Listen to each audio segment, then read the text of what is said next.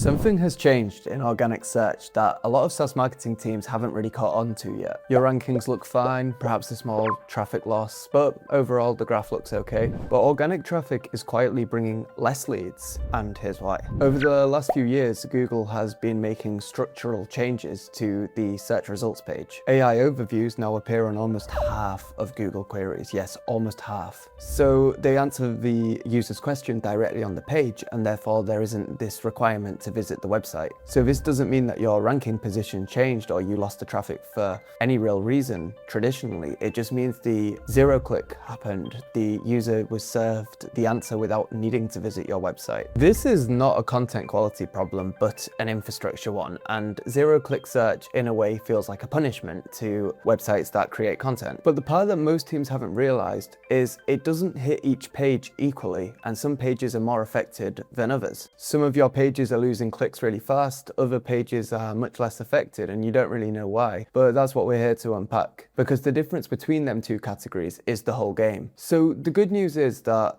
AI search isn't just out here to hurt your website, and brands that do get cited in the AI overview experience the exact opposite effect, seeing a 35% increase in click-through rate. So this gives a quite binary black and white answer on AI overviews. If you're present in them, it can have a really positive effect on the amount of people who visit your website. And if you are not cited in them, then you are losing over half of your clicks. There isn't really any middle ground here. And that's why optimizing for AEO, GEO, or AI optimization is becoming the new norm. And while in the SEO community, there is some people who find this to be an unpopular notion, it is widely agreed upon that it is something that is important. So I mentioned about Search Console here, and here's the way that you can diagnose it. Open Search Console for your website, filter the performance to the last 12 months, pick a top traffic informational blog post. Look at the impressions versus clicks on the same timeline. If, and this is quite likely, that the impressions are flat or maybe rising, but the clicks have dropped over 20% in the last 6 months,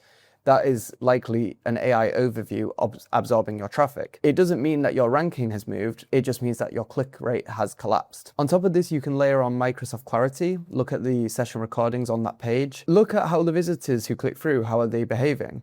Are they spending less time on the page? They're bouncing faster, they're not seeing your call to action. If yes, then the AI overview isn't just taking the volume, but it's actually intercepting that higher intent traffic and leaving you with people who are maybe curious but unlikely to convert. So this quick check that you can do not only tells you whether an AI overview is impacting the traffic that you get to your website in a negative way, but it can also reveal interesting things about the user behavior of the people who do visit your website. And ultimately this comes down to conversion rate, and this is why we do SEO in the first place. So it's important not to forget this. If you're watching this right now and you want to know which of your pages are exposed versus which pages are more protected, then I invite you to check in the comment section of this video. There's a link to book a diagnostic call with us where we look at your keyword mix, your backlinks, your pages, and really get an understanding from a commercial level what you should do. The call takes 15 to 30 minutes depending if you have many questions, and it's a consulting style call where you're going to walk away with some valuable information. So if you are interested in that, book the call via the link in the comments. Not all pages are as exposed as others in the AI overviews. Some pages are more exposed than others in terms of AI overviews stealing the clicks, if you will, absorbing the traffic. And that distinction largely comes down to one thing: search intent. And this is where a bottom of the funnel methodology to search engine optimization, or search everywhere optimization, as we're calling it, pays off in a way that goes beyond just generating more leads of a better quality. Think of it like this: Google summarizes facts,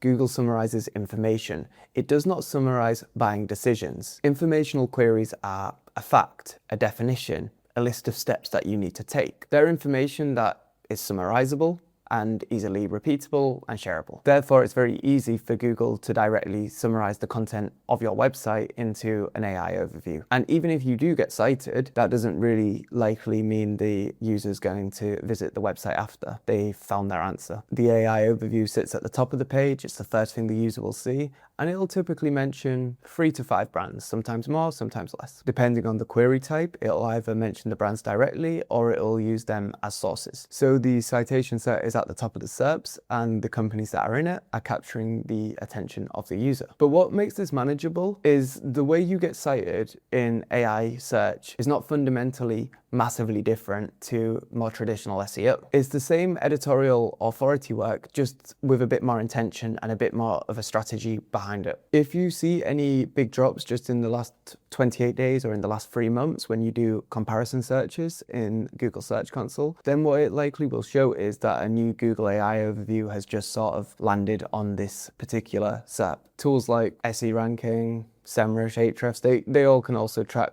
recent AI overviews, so you could just use one of them tools as well if you want it slightly less manual. From there, you're going to have a list of pages that have maybe been negatively affected by AI overviews. And from here, I would recommend you sort of triage these pages. If the click drop is less than 20%, it's not particularly severe, I would just sort of keep monitoring it. If it's between 20 to 40%, that's a pretty material impact. And you really want to focus about how can you make the content of your page now get absorbed by the AI overview. Because once the AI overview is there, it's not just going to go away. So we need to adapt to this and adapt your on-page strategy to accommodate it. If the AIO absorption of the traffic is higher than 40% and you've massively lost clicks, then you're going to have to consider what to do next. Again, you can make these on-page changes, but you may also want to consider other things. For example, consolidating the page, and by consolidating, I mean combining it with another page on a similar topic and redirecting the URLs is a page that's losing a lot of traffic to the AI overviews. And that is not a change that's going to go away. It's about adapting for that. The advice around AI overviews and getting cited in that is passage level extractability. So Google have come out and said not to do this chunking technique, but Google says a lot of things. So take either with a pinch of salt. But a lot of advice from top SEOs is to